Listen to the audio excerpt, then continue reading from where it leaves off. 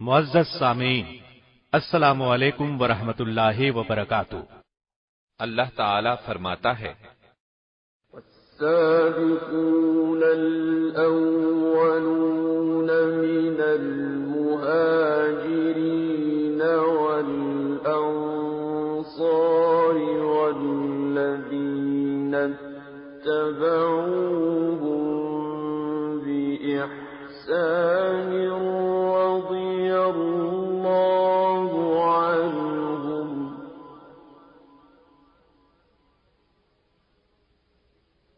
رضي الله عنهم ورضوا عنه وأعد لهم جنات تجري تحتها الأنهار خالدين فيها أبدا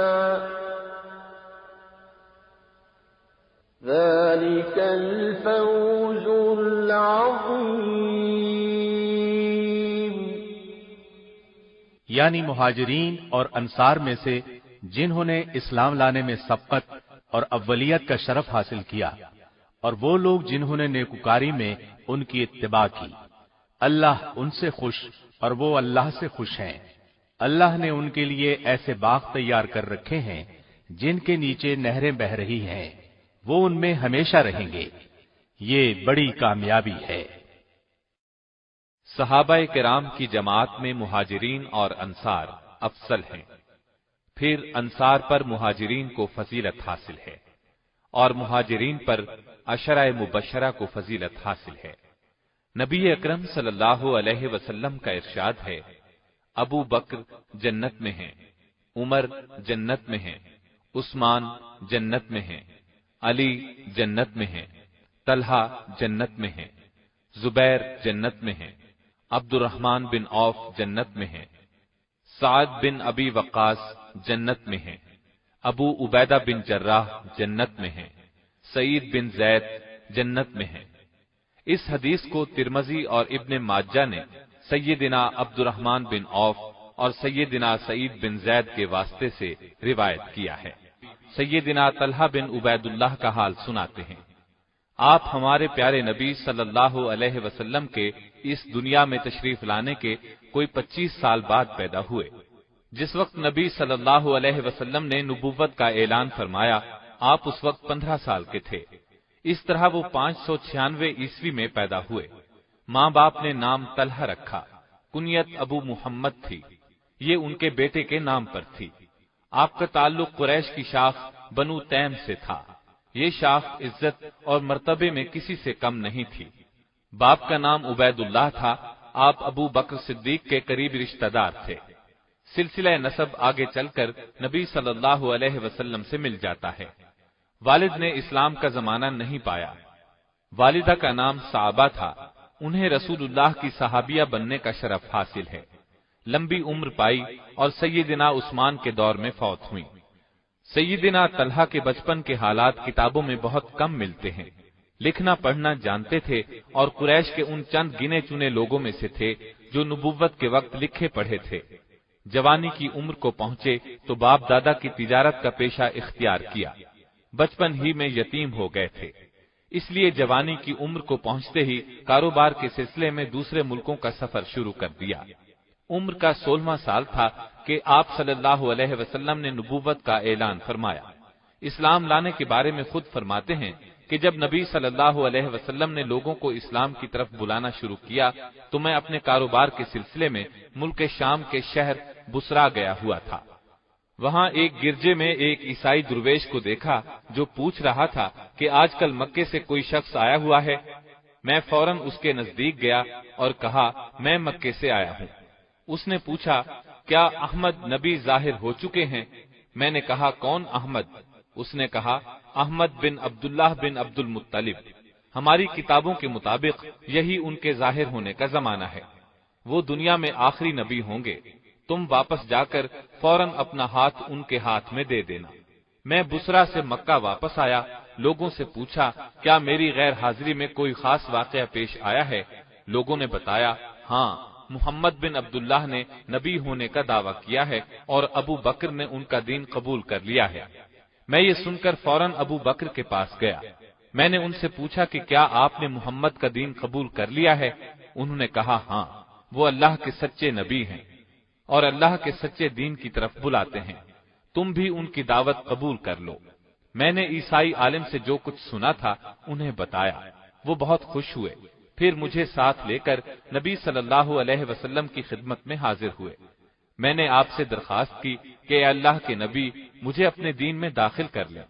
آپ یہ سن کر خوش ہوئے اور اس طرح میں بھی اسلام کی دولت سے مالا مال ہو گیا۔ آپ سب سے پہلے ایمان لانے والوں میں شامل ہیں۔ طلحہ بن عبید اللہ کے چچا اور بڑے بھائی عثمان بن عبید اللہ کو جب یہ معلوم ہوا تو ان کو سخت غصہ آیا۔ انہوں نے ابو بکر اور طلحہ دونوں کو ایک ہی رسی سے باندھ کر بہت مارا پیٹا۔ دونوں نے یہ مار صبر اور حوصلے سے برداشت کی۔ قریش کا ایک سردار نوفل بن خویلد تھا۔ یہ شخص بھی مسلمانوں کا سخت دشمن تھا۔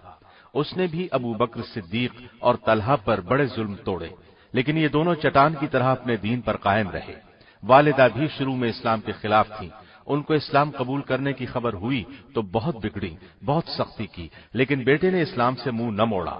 اللہ کی شان، بعد میں والدہ خود مسلمان ہو گئیں اور نبی صلی اللہ علیہ وسلم کی خدمت میں حاضر ہو کر صحابیہ بننے کا شرف حاصل کیا۔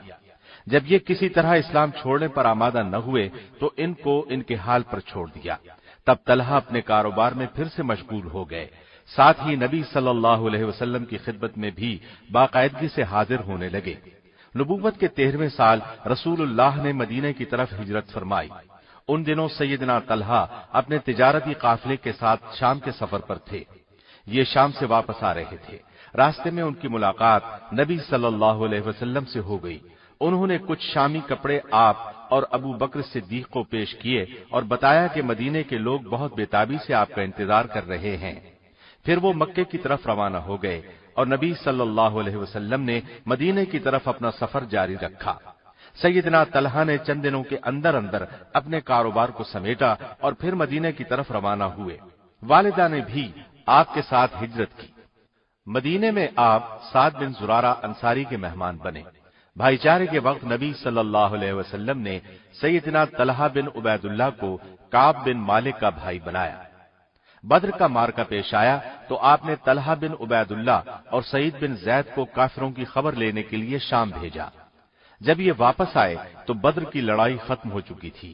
آپ دونوں کو لڑائی میں شریک سمجھا گیا، اس لیے کہ انہیں کافروں کی خبریں لانے کے لیے بھیجا گیا تھا اور یہ کام بھی لڑائی ہی کا ایک حصہ تھا۔ لہذا مال غنیمت میں سے انہیں بھی ایک حصہ دیا اور یہ بھی فرمایا کہ تم جہاد کے ثواب سے محروم نہیں رہو گے۔ احد کی لڑائی میں بھی آپ شریک تھے۔ جس وقت رسول اللہ صلی اللہ علیہ وسلم کی ہدایت پر عمل نہ کرنے کی وجہ سے مسلمانوں کے پاؤں اکھڑے تو اس وقت جن صحابہ نے آپ کی حفاظت کے لیے خود کو ڈھال بنایا ان میں سیدنا طلحہ بھی تھے۔ کافر بار بار آپ کو شہید کرنے کے ارادے سے آپ کی طرف بڑھتے، لیکن آپ کے جانثار سر دھڑ کی بازی لگا کر انہیں پیچھے دھکیل دیتے۔ کئی موقعوں پر آپ نے فرمایا کوئی ہے جو انہیں روکے؟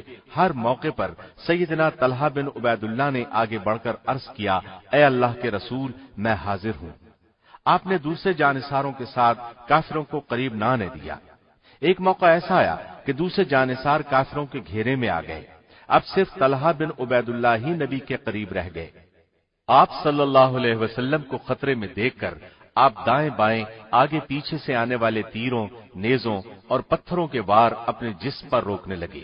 اپنے خون میں نہا گئے، جسم زخموں سے چھلنی ہو گیا، لیکن رسول اللہ صلی اللہ علیہ وسلم پر اپنی جان قربان کرنے کی تڑپ نے ان میں ایسی طاقت بھر دی کہ وہ برابر ڈٹے رہے اور تلوار چلاتے رہے۔ غرض بہت دیر تک اسی طرح آپ صلی اللہ علیہ وسلم کی حفاظت کا فرض ادا کرتے رہے، یہاں تک کہ دوسرے صحابہ لوٹ آئے جن کے پاؤں اکھڑ گئے تھے۔ اب سب نے مل کر کافروں کو پیچھے دھکیل دیا۔ ادھر دوسرے مسلمانوں کو بھی پتہ چل گیا کہ آپ کی شہادت کی خبر غلط تھی، چنانچہ وہ بھی پھر سے جمع ہو کر لڑنے لگے۔ اس طرح کافر میدان چھوڑ کر بھاگ نکلے۔ نبی صلی اللہ علیہ وسلم زخمی بھی ہوئے تھے، اس لیے سیدنا طلحہ نے اپنے زخموں کی پرواہ کیے بغیر آپ صلی اللہ علیہ وسلم کو اپنی کمر پر سوار کر کے پہاڑ کی چوٹی پر پہنچایا۔ इस मौके पर आपने फरमाया, तलहा बिन उबैदुल्लाह ने जन्नत वाजिब कर ली। काफिरों के भागने के बाद सैयदना अबू बकर सिद्दीक ने तलहा के जिस्म पर जख्मों को गिना। आपको तीर, तलवार और नेजे के 70 जख्म आए थे। एक हाथ पर ऐसा जख्म भी आया जिसका असर सारी जिंदगी रहा। ये भी कहा जाता है कि उनका पूरा हाथ हमेशा के लिए शल हो गया, और ये भी कहा गया कि 2 उंगलियां हमेशा के लिए बेकार हो गई थीं। आप जब नबी सल्लल्लाहु अलैहि वसल्लम की हिफाजत के लिए जख्म पर जख्म खा रहे थे तो आपने उनके बारे में ये अल्फाज भी इरशाद फरमाए, ये तलहा नहीं खैर है, यानी तलहा नेकी और भलाई का नमूना है। अबू बकर फरमाया करते थे, उहुद का दिन सच पूछो तो तलहा का दिन था। उमर फारूक उन्हें देखकर फरमाया करते थे, ए तलहा, ए उहुद वाले, ए साहिब उहुद, ए उहुद के मर्दे मैदान। उहुद की लड़ाई के बाद भी जो लड़ाइयां हुईं, उन सब में भी सैयदना तलहा रसूलुल्लाह के साथ रहे। हिजरत के 6ठे साल जब बैत रिजवान हुई तो उस वक्त भी सैयदना तलहा मौजूद थे। इसके बाद आपने खैबर की लड़ाइयों में भी बराबर हिस्सा लिया। फतह मक्का के मौके पर भी आपके साथ थे। हुनैन की लड़ाई में भी आप 12,000 मुजाहिदीन के साथ रवाना हुए, उनमें तलहा भी थे। इस लड़ाई के शुरू में भी मुसलमानों के पांव उखड़ गए थे।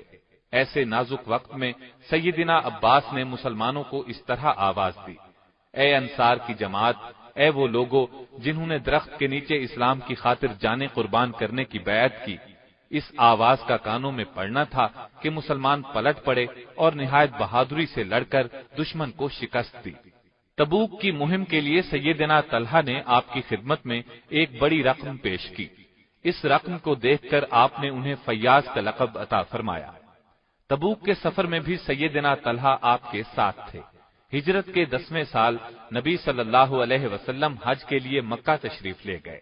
1 लाख से जायद मुसलमान साथ थे, उनमें सैयदना तलहा भी शरीक थे। जिस वक्त आपने हज का एहराम बांधा उस वक्त आप और तलहा के सिवा किसी के पास कुर्बानी के जानवर नहीं थे। हज्जतुल विदा के बाद नबी सल्लल्लाहु अलैहि वसल्लम ने हिजरत के 11वें साल वफात पाई। आपके लिए ये जिंदगी का सबसे बड़ा सदमा था। अबू बकर सिद्दीक रजी अल्लाह अन्हु अपनी खिलाफत के जमाने में उनसे बड़े बड़े कामों में मशवरे लेते रहे। 2.25 साल की खिलाफत के बाद अबू बकर सिद्दीक का इंतकाल हुआ और उनकी वसीयत के मुताबिक सैयदना उमर फारूक खलीफा बने तो तलहा दिलो जान से उनके हामी और मददगार रहे। सैयदना उमर उनका हर दर्जे एहतिराम करते, उन्हें अपनी मजलिस शूरा में शामिल किया, उनके मशवरों की हमेशा कद्र की। शहादत से पहले उमर रजी अल्लाह अन्हु ने खिलाफत के लिए जो 6 नाम दिए थे उनमें सैयदना तलहा का नाम भी शामिल था। सैयदना उस्मान की खिलाफत पर मुसलमानों का इत्तिफाक हो गया। सैयदना तलहा उनके दौर में मदीने ही में रहे। सैयदना उस्मान रजी अल्लाह अन्हु के बाद सैयदना अली रजी अल्लाह अन्हु खलीफा बने। मदीने के मुसलमानों ने उनके हाथ पर बैत कर ली। सैयदना तलहा ने भी बैत की, लेकिन जब उन्होंने देखा कि जिन लोगों ने सैयदना उस्मान के खिलाफ बगावत की थी उनमें से भी अक्सर ने सैयदना अली से बैत कर ली है और उनके लश्कर में शामिल हो गए हैं, तो वो सैयदना जुबैर और दूसरे कुछ सहाबा को लेकर सैयदना अली रजी अल्लाह अन्हु से मिले। उनसे दरखास्त की कि कातिलों को पकड़कर शरीयत के मुताबिक सजा दी जाए, क्योंकि हमने इस शर्त पर आपसे बैत की थी कि आप मुजरिमों को सजा देंगे। सैयदना अली ने यह सुनकर फरमाया, उस्मान के घर का मुहासरा करने वालों की तादाद हजारों में है। मौजूदा हालात में उनसे कातिलों का पता चलाना मुश्किल है। जरा अमन हो ले, फिर तहकीक करके कातिलों को पकड़ा जाएगा। उनका जवाब सुनकर सैयदना तलहा और जुबैर मक्का तशरीफ ले गए।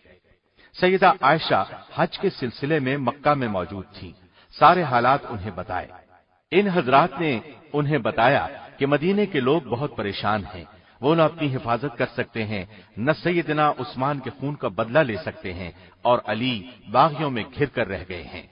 इस तरह सैयदा आयशा रजी अल्लाह अन्हा ने इन दोनों बुजुर्गों से मशवरा किया। हालात को सुधारने के लिए बसरा की तरफ रवाना हुई, क्योंकि वहां सैयदना तलहा के हामी बहुत ज्यादा थे। रास्ते में बहुत से लोग उनके साथ शामिल होते चले गए। ادھر سیدنا علی رضی اللہ عنہ کو لشکر کی آمد کی اطلاع ملی، وہ اپنے لشکر کے ساتھ آگے بڑھے۔ دونوں فوجیں بصرہ کے مقام پر ایک دوسرے کے آمنے سامنے آ گئیں۔ صلح کی بات چیت کی بہت کوشش کی گئی۔ سیدہ عائشہ کی طرف سے عثمان کا بدلہ لینے کا مطالبہ کیا گیا۔ سیدنا علی رضی اللہ عنہ نے اپنی مجبوریاں بیان کی۔ قریب تھا کہ صلح ہو جاتی، لیکن علی رضی اللہ عنہ کے لشکر میں موجود باغیوں نے جنگ چھیڑ دی۔ اب دونوں طرف سے جنگ شروع ہو گئی، دونوں طرف سے بہت سے مسلمان شہید ہو گئے۔ آخر سیدہ عائشہ رضی اللہ عنہا کے لشکر کو شکست ہوئی۔ اس وقت تک انہیں محسوس ہو چکا تھا کہ لڑائی سازشیوں کی سازش سے شروع ہوئی تھی، چنانچہ انہوں نے مسلمانوں سے کہا، میرے بچوں، یہ لڑائی غلط فہمی کی وجہ سے ہوئی۔ اس لڑائی میں چونکہ سیدہ عائشہ اونٹ پر سوار تھیں، اس لیے یہ جنگ جمل کے نام سے مشہور ہوئی۔ لڑائی شروع ہونے سے پہلے سیدنا علی رضی اللہ عنہ گھوڑے پر بیٹھ کر میدان میں آئے اور سیدنا زبیر کو رسول اللہ صلی اللہ علیہ وسلم کی ایک پیش گوئی یاد دلائی۔ آپ نے اس وقت کچھ اس طرح کے الفاظ فرمائے تھے، اے زبیر، تم علی کے مقابلے پر آؤ گے، اس وقت تم غلطی پر ہوگے۔ ان الفاظ کو یاد کر کے سیدنا زبیر لڑائی کے میدان سے ہٹ آئے۔ انہیں اس طرح دیکھ کر سیدنا طلحہ نے بھی میدان سے نکلنا چاہا، چنانچہ اگلی صفوں سے نکل کر پچھلی صفوں میں چلے آئے۔ اس موقع پر اپنے ہی لشکر کی طرف سے ایک زہریلا تیر آیا، تیر آپ کے پاؤں میں چبھ گیا، آپ اس تیر کے لگنے سے شہید ہو گئے۔ کہا جاتا ہے کہ اس لڑائی میں سب سے پہلے سیدنا طلحہ ہی شہید ہوئے، اور ظاہر ہے اس وقت تک جنگ شروع نہیں ہوئی تھی، لہذا یہ تیر ان کے کسی مخالف نے چھوڑا تھا۔ علی رضی اللہ عنہ کو طلحہ رضی اللہ عنہ کی شہادت کی خبر ملی تو انہیں بہت صدمہ ہوا۔ آپ کی شہادت کا واقعہ 10 جمادی الاول 36 ہجری میں پیش آیا۔ اس وقت ان کی عمر 64 سال تھی۔ آپ کا قد درمیانے سے قدرے چھوٹا، چہرے کا رنگ سرخ و سفید، بدن خوب بھرا ہوا، سینہ چوڑا تھا۔ ذریعہ آمدنی تجارت تھا، حجاز کے بڑے تاجروں میں شمار ہوتا تھا۔ اپنی دولت اللہ کے راستے میں لٹاتے رہتے، جس قدر وہ اپنا مال اللہ کے راستے میں لٹاتے تھے، اللہ تعالیٰ آپ کو اس سے کہیں زیادہ مال عطا کرتا تھا۔ یہی وجہ تھی کہ اپنے پیچھے لاکھوں دینار اور ایک بڑی جائیداد چھوڑی۔ آپ کے دسترخوان پر 20 لوگ کھانا کھاتے تھے۔ مختلف اوقات میں کئی شادیاں کی، 4 لڑکیاں اور 11 لڑکے پیدا ہوئے۔